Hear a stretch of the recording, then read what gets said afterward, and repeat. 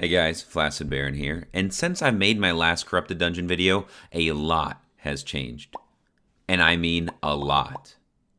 I will be using the same method for determining the top 5 builds.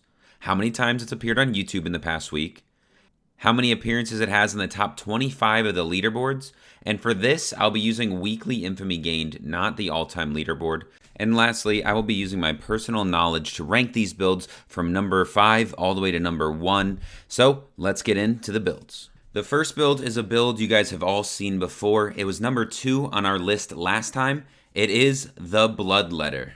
The Bloodletter was number 11 and number 16 on the top 25 list, as well as making 2 appearances on YouTube in the past week. There are 2 main ways to play the Bloodletter. So the first way is Knight Armor. So this is known as, Bloodletter, Rat, Plate Letter, like whatever you want to call it. But this is a way to play the build with Knight Armor. And then the other way is the Double Reflect Bloodletter. Bloodletter is number 11 and number 16 on the top 25 list. And for good reason. I mean, the Bloodletter has very high damage. If you get them to 2 bars, you're just going to chunk them for a ton of damage, if not just outright kill them. Also, it has very high mobility. The Q is a dash. The W, if they're using Chain Slash, is a dash. The E also is a dash. It's a pretty long dash. And when you're wearing the Plate Letter, you have Knight Armor, which is disgustingly overpowered. Should probably get nerfed. I don't know if they ever will, because it is, an integral part of ZVZs, but Knight Armor definitely needs a nerf. It is quite strong. However, there is a con to using a Bloodletter, and that is mana issues. This build is very hungry for mana. It has recently been slightly rebuffed from a nerf that it used to have. And that buff was if you hit someone with your Q, your deadly swipe, it actually does give you some little bit of energy back. But other than that, this is a really good build. And yeah, it is number 5 on our list. Next up, we have a new entry to the list, and honestly, a build that didn't really see much play until recently, and that is the Bow of Badon. This weapon has 2 builds in the top 25, including number 1 and number 21. So the main thing that makes this build strong is the E is very strong with your Merc Jacket, because when you hit someone with the E, it procs multiple times, even if they don't stand in it. As long as they get hit by it once, it keeps procking. I think it's 7 times, and each one of those ticks your Merc Jacket, so you can heal up to full very easily, as long as they don't purge you. Also, you have Frost Shot. Frost Shot is a very good ability for escaping, for dodging abilities such as a Claymore E or a Hellion Shoes activation onto you. You can use Frost Shot to get away very easily. Lastly, the Badon has a very versatile Q. So you can use the new knockback Q to, knock back your opponents. Also does a ton of damage. You have your Poison Arrow, which I don't think is used very much, but, some people might use it. And you also have Deadly Shot, which is just a very long-range piercing Q that, hurts a lot, and it has a very long range. You can kite with it very easily. Lastly, the cons. This build can be punished. If you overcommit, it is very punishing. If you use your Frost Shot, for instance, to chase, you can get turned on, and now you don't have your Frost Shot for escape, and you can get punished and maybe even killed. Next up, we have a build that everybody hates. At least I've never found anyone that likes playing against this thing, because it is just that strong. And it's only at number 3 now because it recently got nerfed, and that build is the Hallowfall. And, this thing is honestly disgusting. It definitely deserved every bit of the nerf it got. Now, people are starting to use Divine Staff and other things, but a lot of people still use the Hallowfall. It still isn't just completely out of the meta. It actually is still at number 5 on our list and number 10. It is on 2 places very high up in the top 10 of infamy earners this week. So that is insane because, there are a lot of pros to this build, including it can out heal almost anything. If you are attacking it, but they're spamming generous heal on themselves, it's going to most likely out heal you, or at least be able to keep up with you a little bit. This build uses Mage Cowl and Thetford Cape, and that really lets it get around the low damage that, just auto attacking does, because the Mage Cowl obviously does a lot of damage. Thetford Cape does a lot of damage on a low cooldown. And then you have your Royal Jacket, which also, speeds up your attack speed and gives you a bunch of cooldown reduction. It's just very low cooldowns on pretty much everything. And then you just use your W, your Mage Cowl, and your Thetford Cape to finish off your opponents.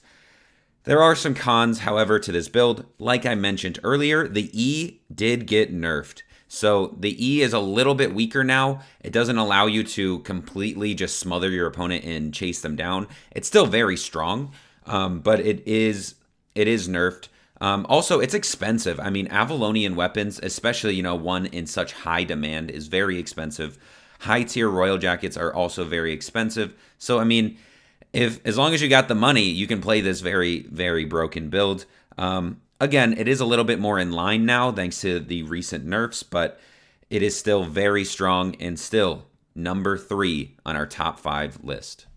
Coming in at number 2 is a build one of my good friends plays, and that is the Frost Staff. There are many different ways to play Frost Staff. So you have your one-handed Frost, which you can use Knight Armor on, you can use Occultist Robe, you can use Mage Robe, and these are all very viable options, very strong options, all in the top 10.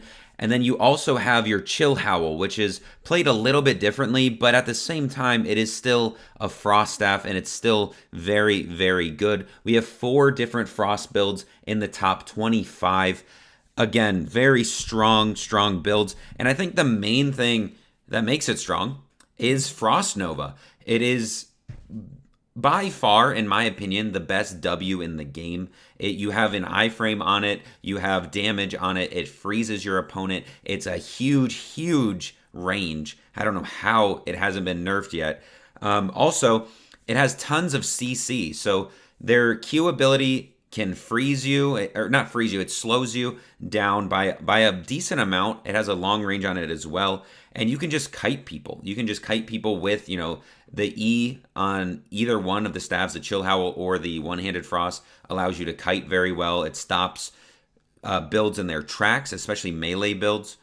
But, of course, these builds aren't without their cons. So if you are playing one of these cloth builds, you are very squishy.